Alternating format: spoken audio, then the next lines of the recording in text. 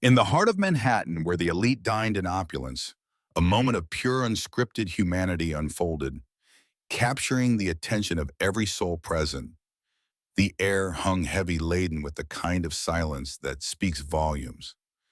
Conversation ceased, cutlery paused in mid-motion, and eyes wide with curiosity and surprise focused on a scene as delicate as the melody drifting from the live piano. There, amidst the grandeur of Kingsley's, the most exclusive restaurant in the city, stood Lucas Montgomery, a boy of 10, whose legs trembled within their metal braces. His gaze, filled with hope and vulnerability, reached out to Diana Johnson, the only black waitress in the establishment. "Sir, control your son," Manager Thornton's voice sliced through the quiet, sharp, and reprimanding. "This is not a dance hall, and our staff are not here for entertainment." Richard Montgomery, a man whose wealth was as vast as his influence, felt his heart sink. This was the first time since the accident that left Lucas partially paralyzed that he had ventured out for dinner with his son. A misstep, he thought, vowing not to repeat it. "Lucas, sit down," he commanded, his voice low yet firm. Diana, who had learned over her 5-year tenure to blend into the background, especially around patrons like Montgomery, hesitated. Her eyes darted between the manager, the billionaire, and the boy whose hand still hung in the air, an unspoken plea for connection. "I'm leaving, Mr. Thornton. My shift is over," Diana announced, her voice steady as she removed her apron. What happened next was nothing short of a miracle. With a smile that lit up the room, she took Lucas's hand.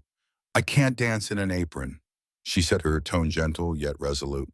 Richard stood up in his chair, scraping against the floor. "What do you think you're doing?" he demanded, his voice a mix of shock and something akin to awe. Diana met his gaze, unflinching. "I'm accepting an invitation, sir," she replied, her words carrying a weight that seemed to resonate with everyone in the room. And then, as if in a dream, Lucas took a hesitant step forward, his foot dragging painfully, yet his spirit soared with the courage of his simple, heartfelt request. Across the polished floor, the sound of metal braces scraping was unmistakable as Lucas moved with a halting grace. Diana, with a tender patience, matched her steps to his, not guiding or hastening his pace, but becoming one with his rhythm. "She's getting sacked tomorrow," a woman at the next table whispered, her voice laced with a mix of scorn and intrigue. Richard, his gaze fixed upon this dance of the heart, felt a memory surge forth. Elizabeth, his beloved late wife, twirling with Lucas in their living room, her words echoing, "It's not about perfection, Richard, it's about connection." As Lucas stumbled through his steps, a transformation unfolded in his eyes. The fear that had shadowed his gaze melted into a fierce concentration, and the shame he wore like a heavy cloak gave way to a shy, burgeoning pride. For the first time since the tragedy that had confined him, Lucas was not being led, he was leading. "Mr. Montgomery," the manager intruded upon Richard's reverie. "I assure you this will never happen again. She will be disciplined appropriately." But Richard remained silent, his heart wrestling with his mind. The entire restaurant seemed to hold its breath, waiting for his verdict. With a mere word, he could end careers, and yet the only echo in his mind was Lucas's smile. Diana guided Lucas back to the table after a few more steps. "Thank you for asking me out," she said with formal grace, as if addressing an equal. As she turned to depart, Richard's voice, unfamiliar even to himself, halted her. "Wait, what's your full name?" "Diana Johnson, sir," she replied, her voice steady. "Diana Johnson," Richard repeated, committing it to memory. He then produced a card from his jacket, extending it towards her with a solemnity that charged the air. "My office, tomorrow at 10 a.m. The room seemed to inhale as one. Diana accepted the card, her hand trembling ever so slightly. "Dad?" Lucas's voice pierced through the tension as she walked away. "Why did you do that?" As the question reverberated through the room like an unspoken indictment, Richard's gaze fell upon his son, and for a fleeting moment he glimpsed not merely the child Elizabeth had entrusted to him, but a whole person whose desires and needs he had systematically overlooked for 2 long years. The meal unfolded in a tense, silent tableau, unnoticed by all, as Diana slipped away. Her departure was not marked by trepidation or surrender, but by a serene resolve starkly contrasting the tempestuous turmoil brewing in Richard Montgomery's eyes. Imagine a world where a single act of respect could ignite a silent revolution, a transformation so profound it could change lives forever. The lobby of Montgomery Tower was a spectacle of glass and marble, basking in the golden hues of morning light.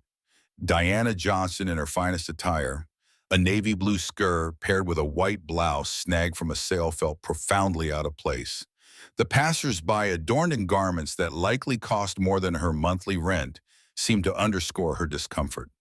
Diana Johnson to see Mr. Montgomery, she announced to the receptionist, whose scrutinizing look felt like a cold assessment before she made a brief call. 18th floor, Miss Winters will meet you, came the reply. In the elevator, clutching her worn purse close, Diana inhaled deeply. It wasn't fear that gripped her, but a quiet determination forged from facing adversities far more daunting than this. Miss Winters, a woman in her 40s with an acute gaze and impeccable posture, greeted her. Mr. Montgomery is currently in a conference call. Please follow me. As they traversed the reflective corridors, Diana could feel the curious gazes of the employees, their eyes following her.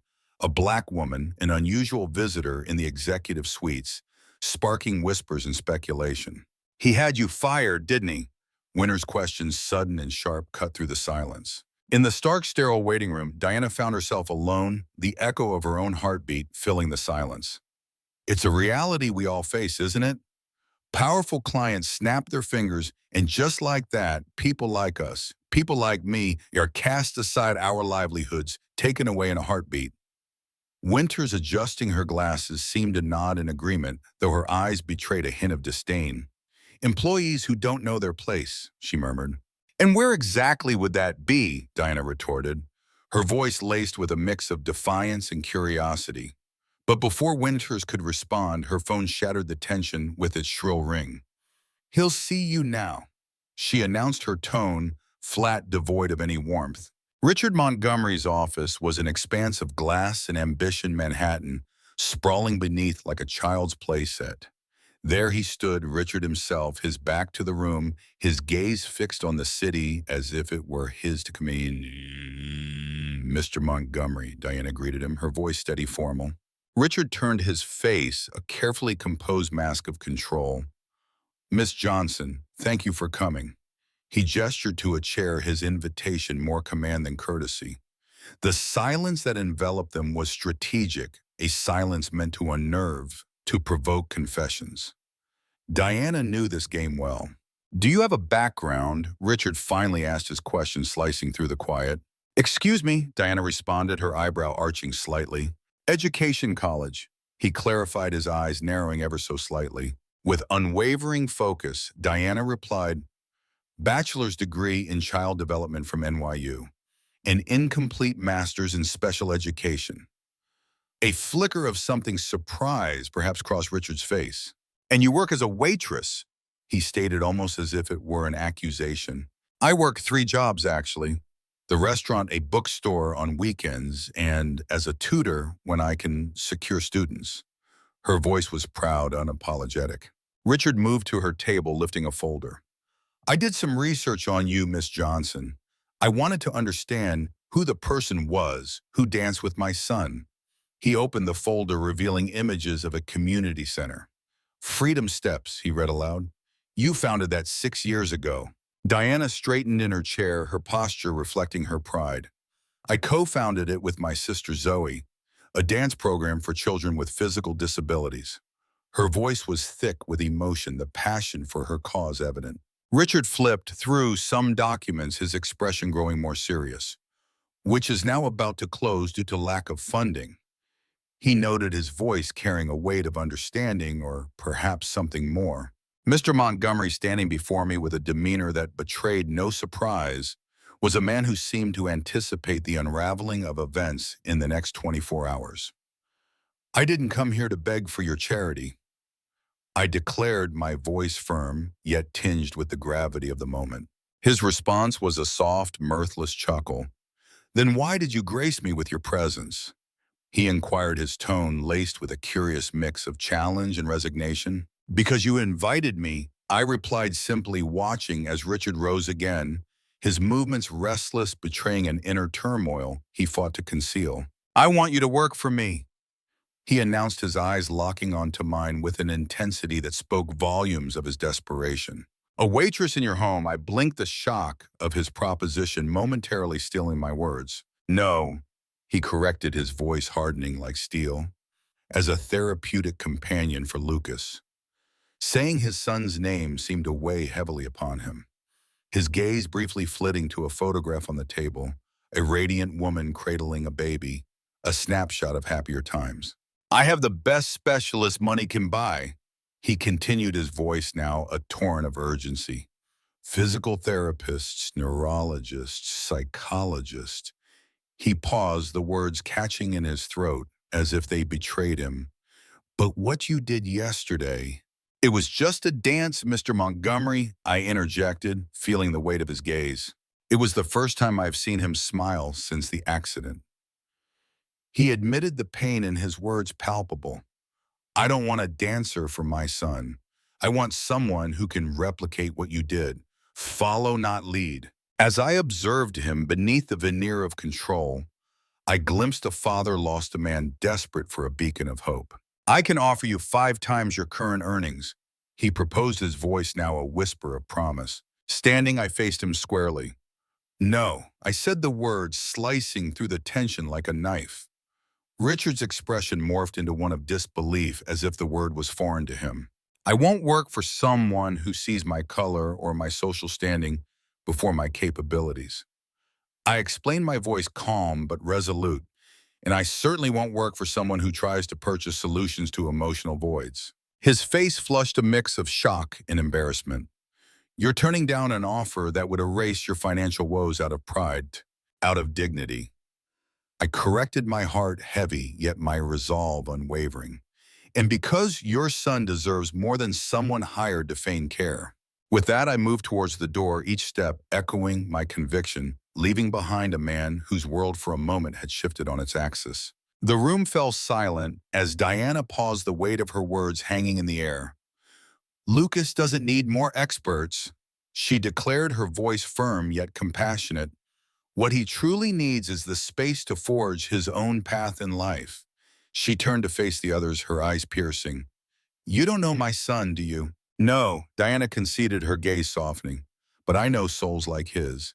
Souls whose physical constraints pale in comparison to the invisible bars we erect around them. With a gentle motion, she extracted a card from her purse, laying it down with a tender touch.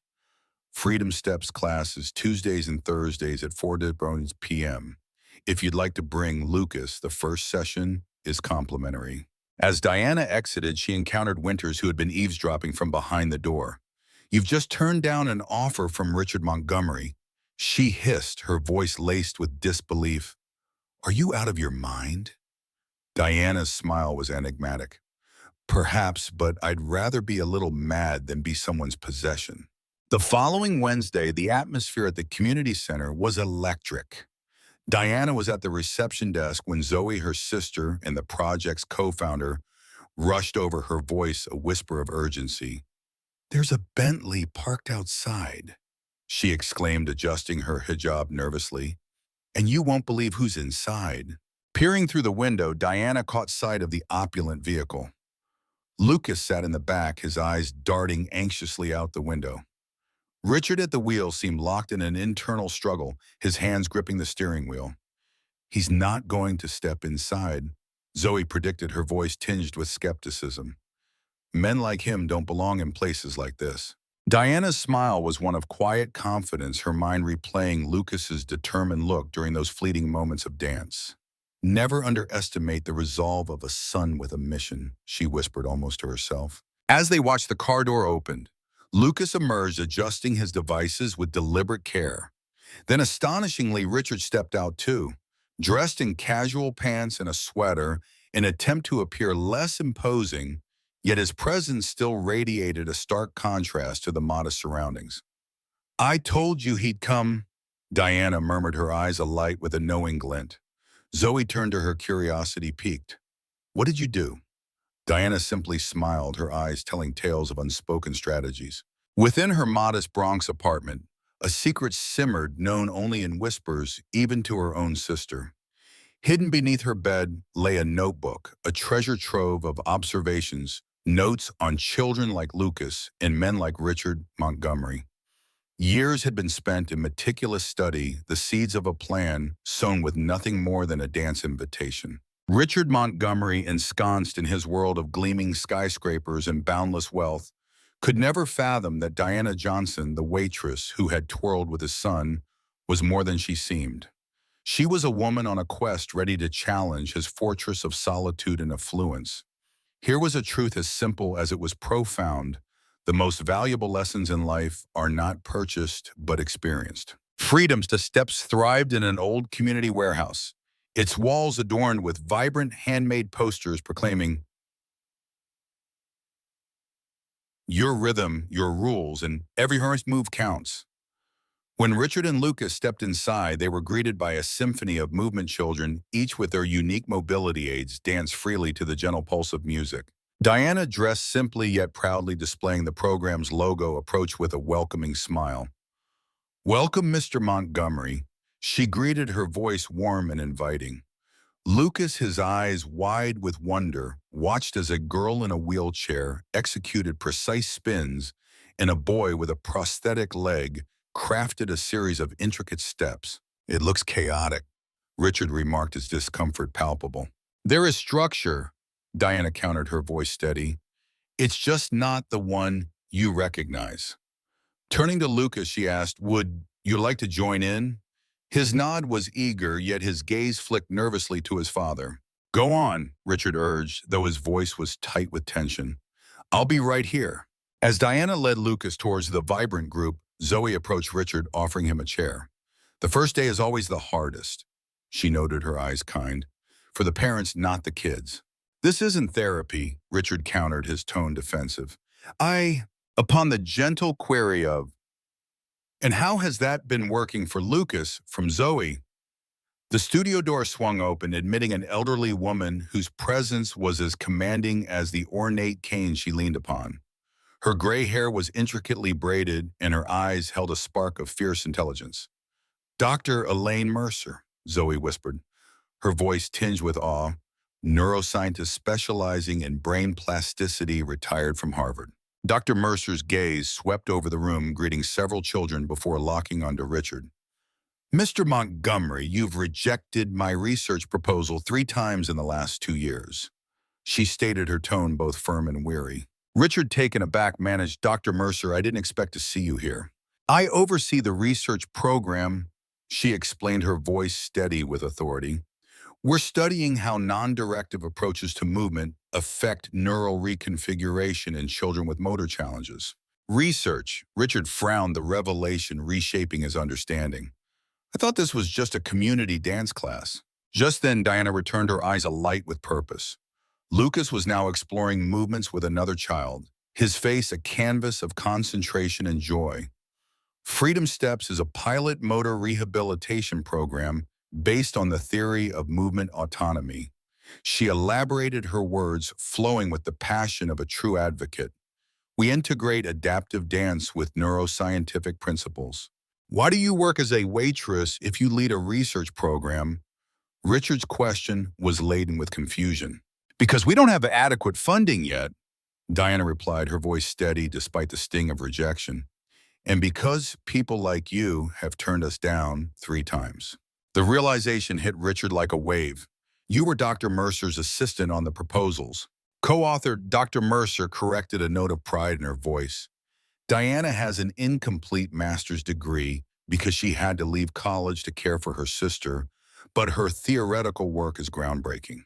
"You knew who I was at the restaurant," Richard concluded, his mind piecing together the puzzle. "From the moment you walked in," Diana confirmed, her smile slight but triumphant. "And when Lucas got up to dance, I recognized the opportunity to show, not tell." "Was it staged, the dance?" Richard's voice was cautious. "Absolutely not." Diana's eyes shone with sincerity. "Lucas chose to get up. I chose to follow." As their conversation wound down, a group of reporters entered the studio. Richard tensed, the air thick with anticipation. What's this? He asked, his gaze shifting between the newcomers and Diana. Part two of the plan, Diana replied, her smile widening as Zoe showed Richard a newly published article. Revolutionary motor rehabilitation methodology shows promise in children with motor impairments. It read the words echoing like a clarion call. Amidst the flurry of excitement and anticipation, Dr. Mercer announced with pride, "We've shared our initial triumphs today, inviting the press to witness the dawn of hope." Richard's voice, colder than the winter's frost, sliced through the air. "You used my son for a public relations spectacle." Diana, with a gentle hand, ushered him into a side room where the walls bore witness to the victories of countless children, each portrait accompanied by handwritten tales of progress. Yet on the final wall, an empty frame stood solitary. "What's that?" Richard inquired, his curiosity piqued. "That," Diana responded with a wistful smile, "is our future. Imagine a full rehabilitation center where we could nurture 500 children a year, not just 50. This was all orchestrated, Richard. The dance are meeting your presence here today on press day. When you dismissed our proposal without so much as a glance 4 months ago, I vowed to find another way." Suddenly, Zoe's urgent voice cut through their conversation. "It's Lucas." They hurried back to find Lucas at the room's heart, encircled by his peers. The music had ceased and a hush fell over the crowd. There, in a moment of pure bravery, Lucas had shed one of his braces and was attempting to balance with only one support. "Lucas, dude." Richard moved to intervene, but Diana's soft touch held him back. "Wait," she whispered, her voice barely a breath. "Watch." Lucas inhaled deeply, his face etched with determination. Then, to the astonishment of all, especially his father, he took a full, albeit wobbly step without full support. The children erupted into cheers, camera flashes lit up the room like stars in the night sky. Richard, whose face was typically an unreadable mask, now shimmered with unshed tears. "That's why we founded Freedom Steps," Diana murmured, her voice a tender caress. "It's not about perfect steps. It's about the first steps taken on your own." Richard's gaze lingered on his son, not as a challenge to be overcome, but as a soul discovering its own power. "This could have been achieved without such subterfuge," he conceded, his voice softening. "If only you had answered our calls or opened our letters."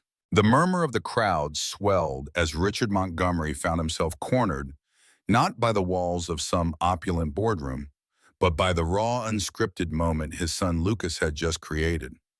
There Lucas stood lost in the pure, unadulterated joy of mastering his new step, his face a portrait of concentration and innocence. Richard faced a crossroads, the kind where the path chosen would echo through the annals of his life. On one side lay the familiar route of retreat, where he could withdraw in anger, feeding into the narrative the press so eagerly awaited the cold, calculating magnate. On the other lay an uncharted territory where power and influence did not dictate the next move. Here he was, not the orchestrator, but a mere participant in a scene his son had unwittingly set. His eyes darted between the beaming face of his son and the sea of expectant reporters, their pens poised like daggers. Humility, a word seldom in his lexicon, now beckoned. As he watched Lucas, something within Richard began to fracture, the fortress of his ego cracking under the weight of paternal pride and newfound vulnerability.